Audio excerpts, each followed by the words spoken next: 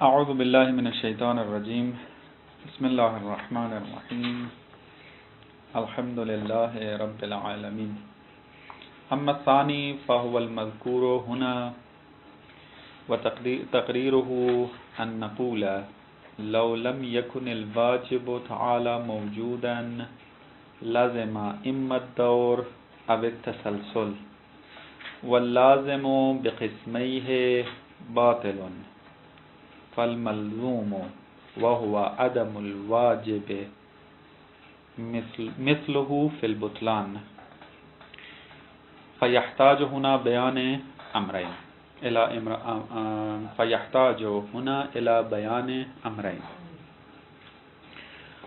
خوب ہماری بات چل رہی تھی تو وجود خداوند متعال کے اس بات میں، اور مصنف نے یہاں پر فقط ایک دلیل کو ذکر کیا ہے اور عرض کیا تھا کہ اس دلیل کا نام ہے برہان امکان و وجوب، اور یہ محکم ترین دلیل میں سے تھی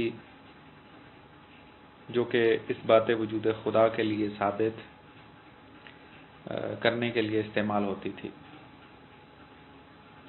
ایک خارجی نقطہ آپ کی خدمت میں فقط عرض کروں، اس لیے کہ آپ کو پتہ چلے کہ مطالب کس طریقے سے آہستہ آہستہ عمیق سے عمیق تر ہوتے جاتے ہیں، اور پھر انسان کی پیاس بڑھتی ہے اور آگے جانے کا دل کرتا ہے، بڑی کتابیں پڑھنے کا من کرتا ہے۔ وہ یہ کہ آپ کو کہا کہ جب تک کلام فلسفی نہیں ہوا تھا، معمولاً جو متکلمین دلائل لے کر آتے تھے خداوند متعال کے لیے، وہ مخلوق سے خالق کی طرف تھا، یعنی اس کائنات کو دیکھتے ہوئے خدا تک پہنچتے تھے۔ یعنی کبھی حرکت کو دیکھا تو محرک اول تک چلے گئے، ارسطو کا برہان یہ تھا، یا مثلاً ناظم کو دیکھا تو ناظم کی طرف منتقل ہو گئے کہ برہان ناظم اس کو کہتے ہیں۔ جب اس کائنات کے حدوث کو دیکھا کہ کائنات پہلے نہیں تھی اب ہوئی ہے، اس حدوث کو دیکھا تو حادث کی طرف پہنچ گئے۔ یہ تمام صفات جو تھیں وہ سب کی سب مخلوقات کی تھیں، اور اس مخلوقی صفات سے انسان منتقل ہوتا رہا خدا کی طرف۔ مختلف براہین سامنے آئے، مختلف دلائل سامنے آئے، لیکن جیسے جیسے علم فلسفہ میں ترقی آئی، اوج علمی اس کے اندر آنا شروع ہوا آہستہ آہستہ، تو اس کے براہین میں بھی عمق آنا شروع ہو گیا۔ اگر ارسطو فیلسوف نے خدا کے وجود کے لیے برہان حرکت کو ثابت کیا تھا، تو جب یہ نوبت فارابی تک آتی ہے جو کہ مسلم فیلسوف ہے، تو اس نے برہان امکان و وجوب کو آ کر بیان کیا۔ کیا کیا تھا کہ برہان امکان و وجوب یہ محکم ترین براہین میں سے تھا۔ فارابی نے آ کر اس برہان کو استعمال کیا، اور ابن سینا نے اس کے بعد پھر اس کو طول و تفصیل دی، اور اس برہان کا نام رکھا برہان صدیقین۔ یہ آپ بعد والی کتابوں میں جا کر پڑھیں گے کہ برہان صدیقین کو صدیقین کیوں کہا جاتا ہے۔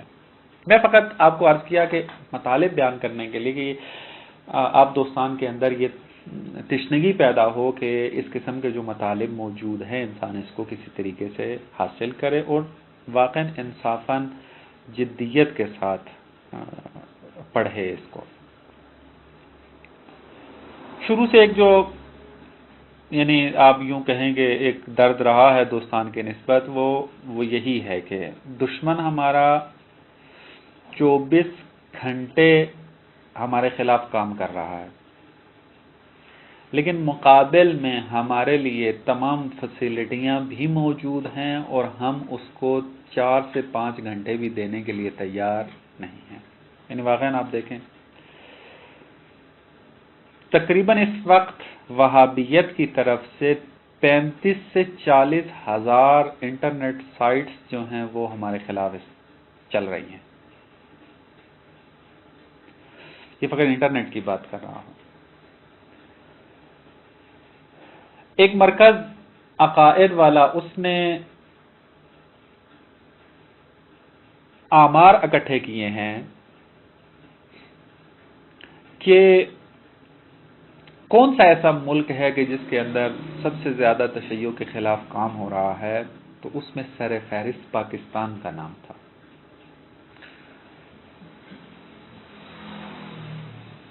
ٹیلی ویژن ٹی وی چینلز آپ اگر دیکھنا چاہیں تو ہزاروں میں ٹی وی چینلز چل رہے ہیں کہ جس میں تشیع یعنی اسلام حقیقی کے خلاف زہر اگلا جا رہا ہے.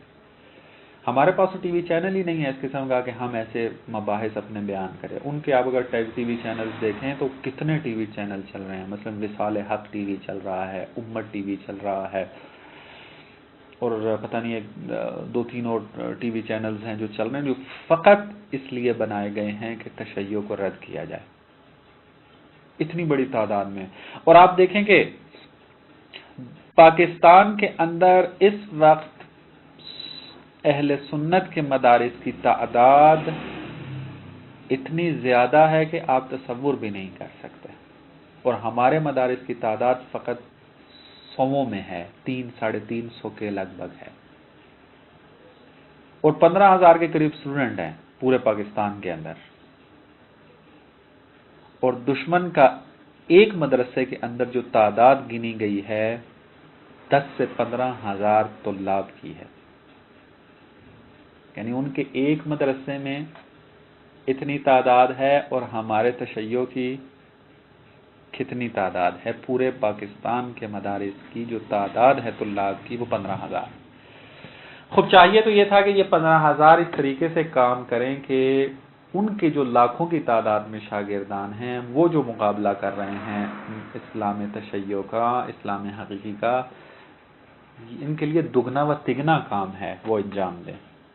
لیکن یہی 15,000 اسٹوڈنٹ میں سے آج تک ابھی تاریخ، یعنی جب سے ہم نے ہوش سنبھالا ہے، مثلا 80 سے ادھر 90 کی دہائی کے بعد آج تک نہیں دیکھ سکے کہ ہمارے اس پاکستان کی سرزمین پہ کوئی کسی شعبے میں بھی مجتہد کوئی بن کے نکلا ہو، چاہے وہ فقہ و اصول ہو، چاہے وہ کلام ہو، تفسیر ہو، حدیث ہو، نہیں نظر آتا. یہیں سے انسان کو یہ سمجھ لینا چاہیے کہ ہم طلاب جس روش پر چل رہے ہیں وہ روش درست نہیں. ممکن ہے کہ قبل از انقلاب کے طلاب کوئی بہانہ لے کر آئیں اور کہیں گے ہمارے پاس فیسلٹیاں موجود نہیں تھی، ہمارے پاس مثلا کتابیں موجود نہیں تھی، پڑھنا مشکل تھا، بہرحال جو بھی. لیکن پھر بھی ہمارے پرانے بزرگان نے اتنا کام کیا کہ آج 15,000 اسٹوڈنٹ پاکستان میں موجود ہیں. یہ ہمارے بزرگان کی ہی محنت ہے، انہی کی محنت ہے کہ جو پاکستان میں رہ کر پڑھے اور انہوں نے کام کیا. لیکن بعد از انقلاب کے طلاب کے پاس کوئی بہانہ موجود نہیں ہے. بہترین یہاں پر مدارس موجود ہیں، بہترین یہاں پر کتاب خانے موجود ہیں، لائبریریز موجود ہیں، بہترین اساتید کے درس کی ریکارڈنگ موجود ہیں.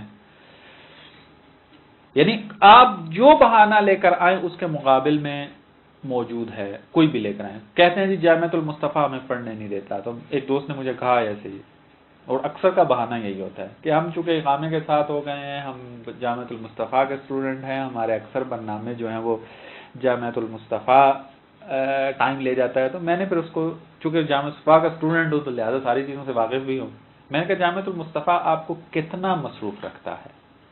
کارشناسی کے اندر اگر آپ ہوں تو آپ نے 18 واحد کتابیں انتخاب کرنی ہیں، درست ہے؟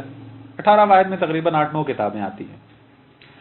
ان 18 واحد کتابوں، یہ 8-9 کتابیں جو آپ کی بنتی ہیں، اس 8-9 کتابوں کو انہوں نے پورے 4 مہینے پورے سیمسٹر میں تقسیم کرنا ہے، درست؟ ہر روز آپ کی فقط 4 سے 4.5 گھنٹے کلاس ہوگی، یعنی 3 گھنٹے فرسٹ ٹائم پہ اور 1.5 گھنٹہ سیکنڈ ٹائم پہ. 4.5 گھنٹے تقریباً 5 گھنٹے آپ کی کلاس ہے. 24 گھنٹوں میں سے 5 گھنٹے جامعۃ المصطفیٰ کے جدا کریں، پیچھے کتنے بچتے ہیں؟ 19 گھنٹے۔ 19 گھنٹے میں سے آپ زیادہ سے زیادہ بھی نیند کریں، کتنی کریں گے؟ ہاں 10 گھنٹے، 8 گھنٹے نہیں، 10 گھنٹے لے لیں۔ 10 گھنٹے آپ نیند کریں 19 گھنٹوں میں سے، پیچھے کتنا ٹائم بچتا ہے؟ 9 گھنٹے۔ اس 9 گھنٹے میں سے انسان 5 گھنٹے بھی اگر دے دے اپنے حوزے کو، اپنے تعلیمات کو جو اہل بیت کی پڑھنے کے لیے آیا ہے، میں گارنٹی سے کہتا ہوں جو بندہ روزانہ 5 گھنٹے مطالعہ کرتا ہے وہ ممکن ہے دیر سے مجتہد بنے، لیکن بنے گا ضرور۔ 4 گھنٹے پھر بھی بچتے ہیں ریسٹ کے، جائیں دعوت پہ جائیں، گپ شپ لگائیں، جو مرضی کریں اس میں آ کے۔ یعنی اتنی زیادہ ریسٹ کرنے کے باوجود آپ کے پاس 5 گھنٹے موجود ہیں، چاہے آپ کھل کے گپیں لگائیں، چاہے کھل کے سوئیں۔ 10 گھنٹے سے زیادہ انسان سوئے تو کمر میں درد شروع ہو جاتا ہے۔ فقط کیا ہے، ہم طلاب کے پاس برنامہ نہیں ہے، ٹائم ٹیبل نہیں ہے، رہنمائی نہیں ہے۔ اگر کچھ کرنے کا ٹھان لیں تو واقعاً انسان ان 5 گھنٹوں سے اگر استفادہ کرنا شروع کر دے، آئندہ 10 سالوں کے اندر آپ ایک مضمون میں حد اقل یا 2 مضامین کے اندر آپ بہترین مجتہد ہوں گے۔ اس کو حس کیا ہے، دیکھا ہے، دوستان کو، پڑھنے والوں کو تجربہ کیا ہے، اساتید سے مشورے کیے ہیں، یہ آپ کی خدمت میں جو ہے وہ عرض کیا ہے اس میں آ کر۔ لہذا آج کے زمانے میں آپ کے پاس تمام فیسلٹیاں موجود ہیں، فقط آپ نے اچھے اساتید، اچھے دوستوں کی رہنمائی میں رہ کر فقط یہ یاد کرنا ہے کہ میں نے کیسے اپنی تعلیمی سفر کو شروع کرنا ہے اور کہاں تک لے کر جانا ہے۔ یہ 2 چیزیں اگر آپ نے سمجھ لی کسی رہنما کے تحت تو آپ کبھی بھی اپنی تعلیمی سرگرمی میں مار نہیں کھائیں گے۔ لہذا آپ سے بھی میری یہی توقع ہے کہ آپ چاہے جہاں بھی، جس برنامے میں جائیں، جس مدرسے میں جائیں، لیکن یہ آج کی باتیں جو ہے آپ اپنے ذہن کے اندر رکھ کے اپنا ٹائم ٹیبل بنائیں اور اس ٹائم ٹیبل کے مطابق چلیں، پھر اس کے مطابق درس پڑھیں، اس کے مطابق تحقیق کریں، اس کے مطابق مباحثہ کریں۔ بہترین انسان جو ہے وہ، اور یہاں پر بہترین لیول کے اساتید موجود ہیں، فقط یہ کہ انسان تھوڑی سی ہمت کرے۔ بہرحال یہ باتیں ہوتی رہیں گی انشاءاللہ، تذکرات جو ہے وہ چلتے رہتے ہیں۔ بات ہماری یہ چل رہی تھی کہ فلسفے میں جب تھوڑا تعمق آنا شروع ہوا تو برہان وجود خدا، جہاں پر مخلوقات کی صفات سے خدا تک پہنچتے تھے، یہ بدل گیا خود وجود کے اندر دقت کرنے کے ذریعے۔ یعنی خود واقعیت، خود وجود کو دیکھا، دیکھ کر تحلیل کیا اور خدا تک پہنچ گئے۔ مخلوقات کی تحلیل کرنے کی ضرورت نہیں ہے کہ یہ مخلوقات حادث ہیں، یہ مخلوقات نظم رکھتے ہیں، یہ مخلوقات حرکت رکھتے ہیں، کسی چیز کی ضرورت نہیں ہے۔ فقط آگے وجود کو دیکھا۔ اب جیسے کل برہان قامہ کیا تھا، ہم نے کہا بھائی ایک واقعیت ہے، ہو یہ واقعیت واجب ہے یا ممکن ہے؟ 2 حالت سے خالی نہیں ہے، کیونکہ جو خارج میں موجود ہے وہ ممتنع الوجود تو نہیں ہو سکتی، بس 2 حالتیں باقی بچ گئی، یا واجب ہے یا ممکن ہے۔ آپ کہتے ہیں کہ یہ واجب ہے، ہم یہ اسی کو خدا مانیں گے، واجب الوجود بالذات، بات اس کی چل رہی ہے، یعنی وجوب جس کا اپنا ہو، جو غنی مطلق ہو، یہ والی۔ لیکن اگر کہتے ہیں نا، یہ تو جو واقعیت میں نے دیکھی ہے ابھی، یہ واقعیت تو ممکن ہے، کیونکہ وجود و عدم کی نسبت مساوی ہے، درست ہے؟ تو پھر ہم یہ سوال کریں گے کہ پھر یہ وجود جو اس نے لیا ہوا ہے، یہ تو اس کا اپنا نہ ہوا پھر، کیونکہ اگر اس کا اپنا ہوتا تو واجب الوجود ہوتا، اس کا اپنا نہیں ہے، کسی نے دیا ہے اس کو، خوب وہاں سے۔ اب وہ غیر جو ہے وہ وجود اس کا اپنا ہوگا تو واجب الوجود ہو جائے گا، اگر وہ بھی غیر سے لیا ہوا وجود ہوگا تو کیا ہو جائے گا؟ ممکن الوجود ہو جائے گا، درست؟ ہم نے اس طریقے سے کیا کیا کہ خدا تک پہنچ گئے، واجب الوجود تک پہنچ گئے، درست؟ کیونکہ ممکن کبھی بھی تحقق پیدا نہیں کر سکتا مگر یہ کہ واجب الوجود ہو، درست؟ اب آپ نے دیکھا کہ اس برہان میں نہ ہم نے حدوث سے استفادہ کیا، نہ ہم نے نظم سے استفادہ کیا، نہ ہم نے حرکت سے استفادہ کیا، فقط واقعیت کو دیکھا۔ واقعیت کو دیکھ کے ہم نے کہا کہ یہ واجب ہے یا ممکن؟ اگر واجب ہے تو ثابت المطلوب، ممکن ہے تو حتماً واجب کی ضرورت ہے، کیونکہ بغیر واجب کے کبھی ممکن خارج میں نہیں آ سکتا۔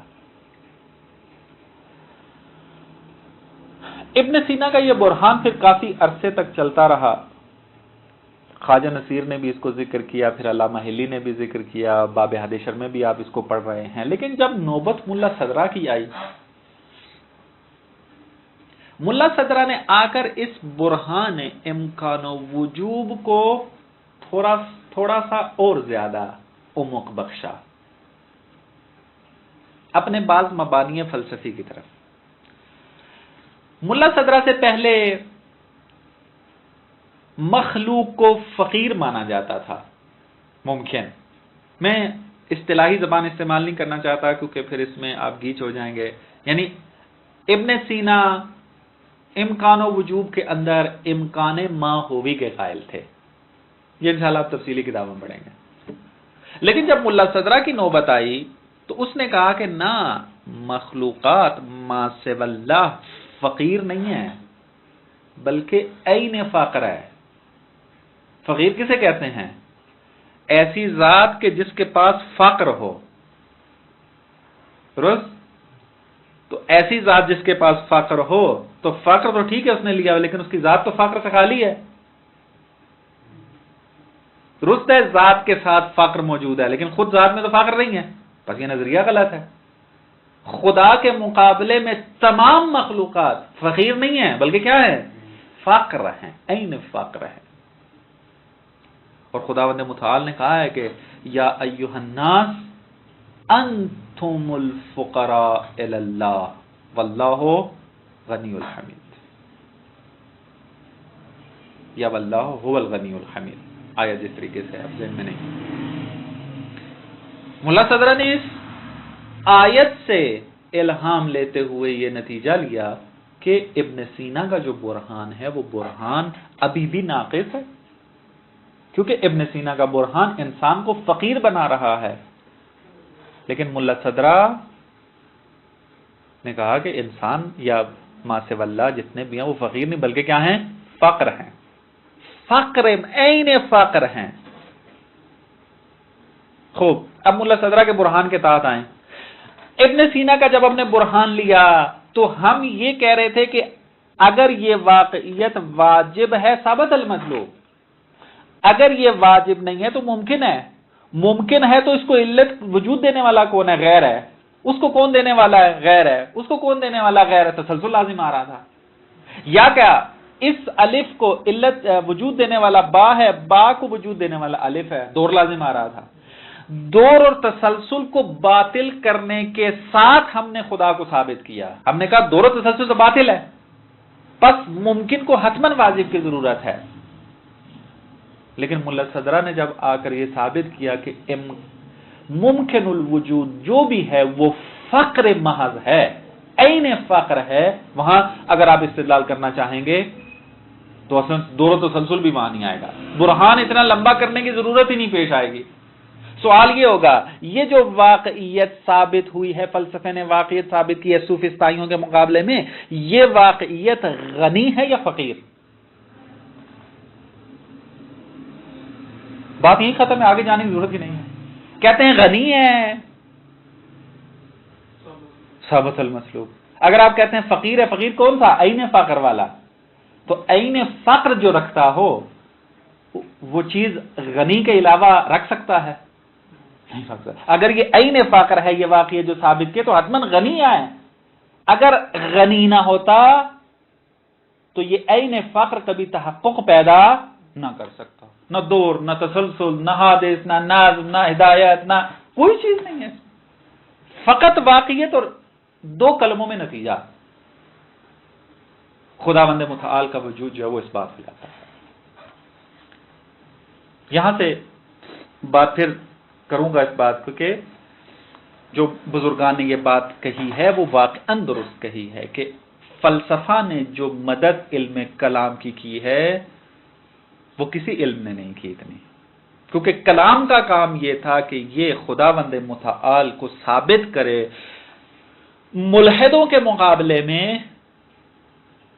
شعار علم کلام کا یہ تھا کہ ہم توحیدی ہیں، ہم خدا کے قائل ہیں. ان کے پاس برہان اتنے قوی نہیں تھے، کہیں نہ کہیں نقص موجود تھا.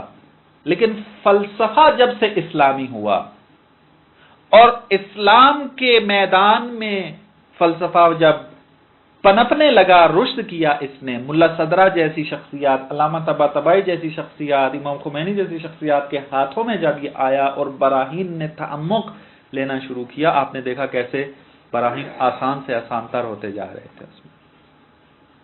تو لہذا فلسفہ اس اعتبار سے بھی ضروری ہے کہ انسان بہترین متکلم بن سکے.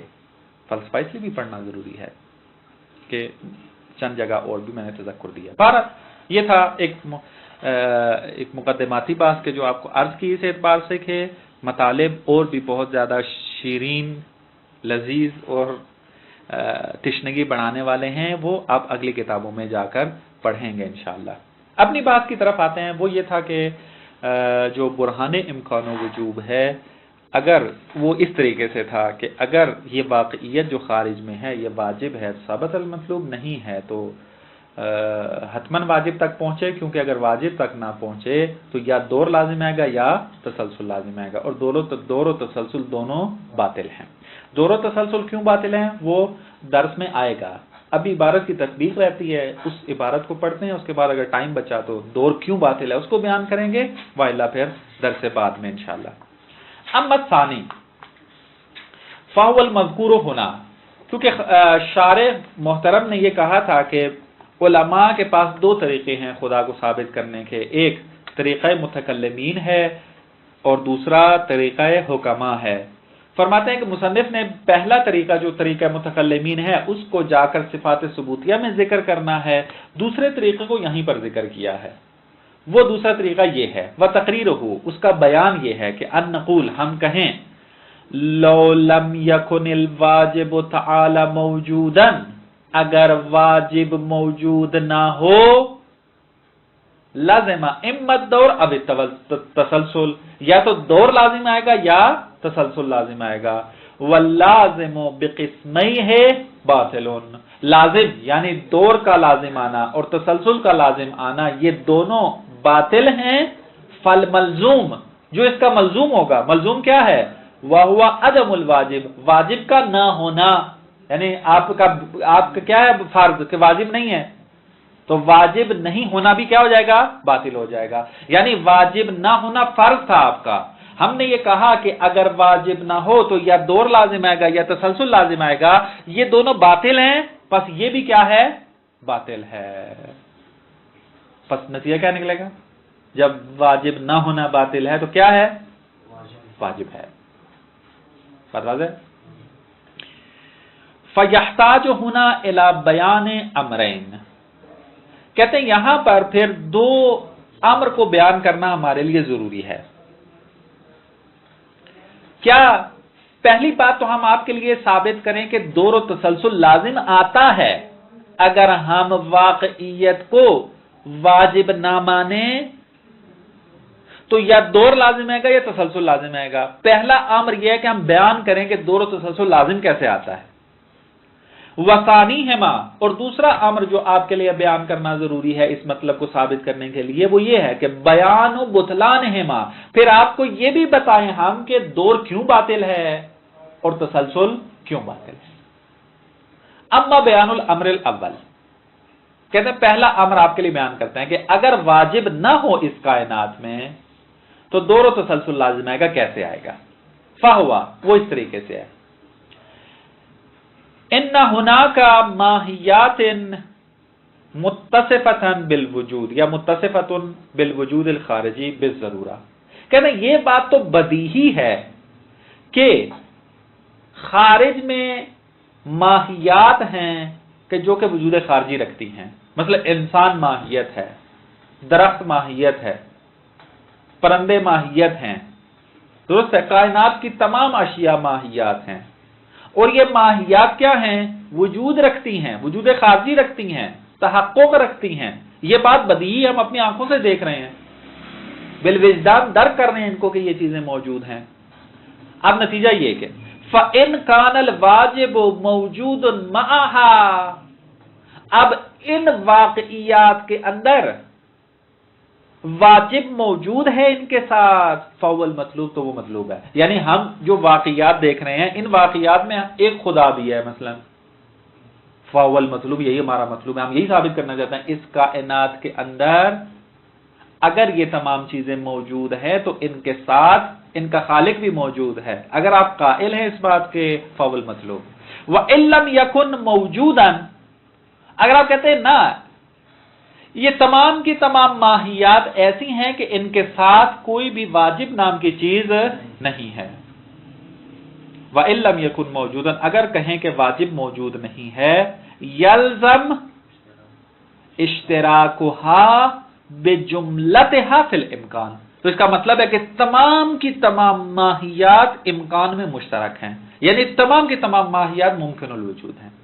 کیونکہ آپ کہہ رہے ہیں کہ واجب نہیں ہے ان کے اندر، بس تمام کی تمام کیا ہیں؟ ممکن ہیں. اذ لا واسطہ بینہما، کیونکہ واجب اور ممکن کے درمیان کوئی واسطہ نہیں ہے تاکہ آپ کہیں نہ یہ ہے نہ وہ ہے بلکہ وہ ہے. مثلا آپ کیا رنگوں میں آپ کہہ سکتے ہیں کہ نہ سفید ہے نہ سیاہ ہے بلکہ کیا ہے؟ سبز ہے، کیونکہ واسطہ درمیان میں موجود ہے. لیکن کہتے ہیں واجب اور ممکن کے درمیان کوئی واسطہ نہیں ہے. کیوں؟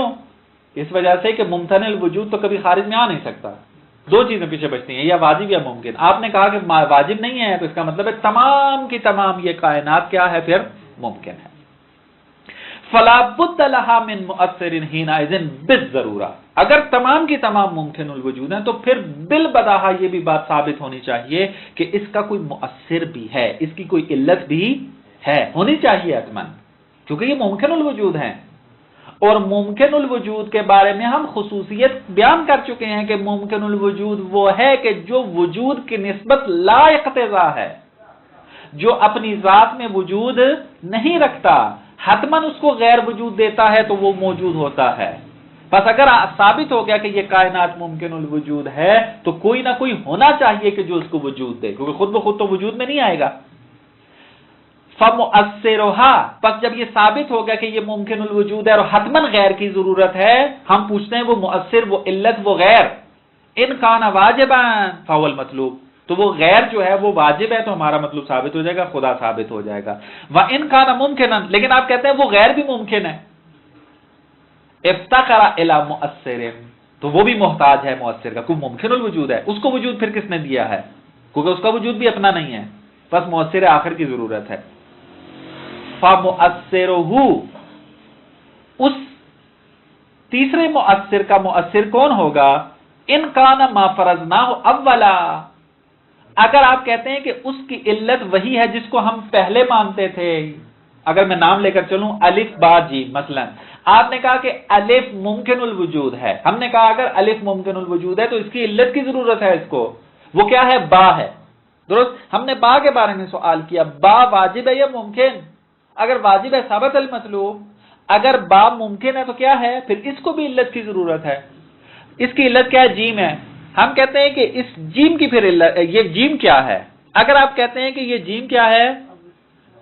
واجب ہے ثابت المطلوب. اگر کہتے ہیں نہ بلکہ اس کی علت الف ہے تو کیا لازم آ جائے گا؟ لازم الدور، دور لازم آئے گا. وَإِن كَانَ مُمْكِنًا آخر غیرہ ننقل الکلام الیہ، اگر آپ کہتے ہیں نہ جیم کا جیم بھی جو ہے وہ کیا ہے؟ ممکن الوجود ہے، اس کی علت دال ہے. ننقل الکلام الیہ، ہم دال کی طرف چلے جائیں گے، اس میں کلام کریں گے، یہی بات پوچھیں گے آپ سے. وَنَقُولُ كَمَا قُلْنَاهُ اولا، تو ہم آپ سے وہی سوال کریں گے جو پہلے سوال کیا تھا کہ دال واجب ہے یا ممکن. وَيَلْزَمْ تَسَلْسُلْ، اگر آپ یوں چلتے جائیں گے تو یہ تسلسل ہے اور تسلسل محال ہے. فقد بانا لزومہما، بس یہاں تک آپ کے لیے یہ بات واضح ہو گئی کہ اگر آپ اس کائنات میں واجب الوجود کے قائل نہ ہوں تو یا دور لازم آئے گا یا تسلسل لازم آئے گا. بس پہلا امر شارع کہتے ہیں ہم نے بیان کر دیا. دوسرا امر میں آپ کی خدمت میں عرض کر دیتا ہوں، عبارت بعد میں پڑھتے ہیں. دوسرا امر کیا ہے کہ یہ دور باطل کیوں ہے، تسلسل باطل کیوں ہے؟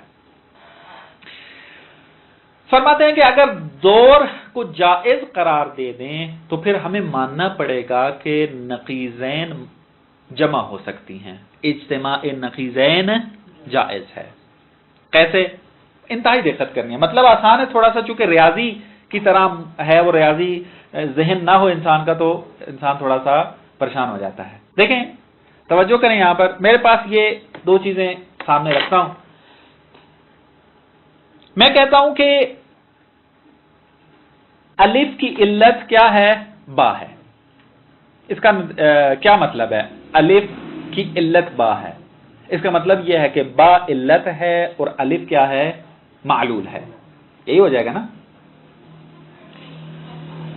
با اگر علت ہے اور الف اگر معلول ہے تو اس کا ایک اور مطلب یہ بنتا ہے کہ با کو پہلے ہونا چاہیے تاکہ با کو وجود میں لا سکے. یہی ہے نا. اگر علت ہی وجود میں نہ ہو تو معلول کیسے وجود میں آئے گا؟ بات واضح ہے؟ بس علت مقدم ہے کس کے اوپر؟ معلول کے اوپر. علت موجود ہوگی تو معلول وجود میں آئے گا. خوب، ہمارا فرض یہ ہے کہ دور جائز ہے، دور باطل نہیں ہے. اس کا مطلب یہ ہے کہ اگر الف معلول ہے با کا اور با علت ہے تو اس کا مطلب یہ ہے کہ با جو ہے وہ کیا ہے؟ معلول ہے کس کا؟ الف کا، کیونکہ دور جائز ہے. اب آپ تحلیل کریں اس کو. جب ہم یہ کہہ رہے ہیں کہ الف معلول ہے اور با کیا ہے؟ علت ہے، تو الف مؤخر ہوگا یا مقدم ہوگا؟ مؤخر ہوگا. اور با کو کیا ہونا چاہیے؟ مقدم ہونا چاہیے. بس اس فرض کے تحت کہ الف معلول ہو اور با علت ہو، با کو مقدم ہونا چاہیے اور الف کو مؤخر ہونا چاہیے. اور اگر دوسری طرف سے آ جائیں، یعنی دور جب جائز ہے کہ با معلول ہو اور الف علت ہو اس کی، تو پھر کیا ہوگا؟ الف مقدم ہوگا یا با مقدم ہوگا؟ الف. اور با کیا ہو جائے گا؟ مؤخر ہو جائے گا. بس یہاں لازم کیا آ رہا ہے کہ با جو کہ مقدم تھا وہ کیا ہو جائے؟ مؤخر ہو جائے. الف جو مؤخر تھا وہ مقدم ہو جائے. بس ایک ہی چیز مقدم بھی ہے اور مؤخر بھی ہے. یہ اجتماعی نقیضین کیا ایک ہی وقت میں ہے. دور یہی ہے. الف کو کون وجود میں لے کر آیا ہے؟ با. با کو کون وجود میں لایا؟ الف. دور یہ ہے. اور ہماری بات اسی میں ہی چل رہی ہے. ہم کہتے ہیں کہ اگر الف کو با وجود میں لائی ہے تو با کو پہلے ہونا چاہیے، الف بعد میں ہوگا چونکہ معلول ہے وہ. اور دوسری طرف سے آپ کہہ رہے ہیں کہ با معلول ہے کس کا؟ الف کا. تو با کو بعد میں ہونا چاہیے، الف کو پہلے ہونا چاہیے. تو بس با جو مقدم تھی وہ کیا ہو جائے گی؟ مؤخر ہو جائے گی. بس ایک ہی چیز مقدم بھی ہے اور مؤخر بھی ہے. اجتماعی نقیض ہے. بات واضح ہے؟ یہ دور ہے.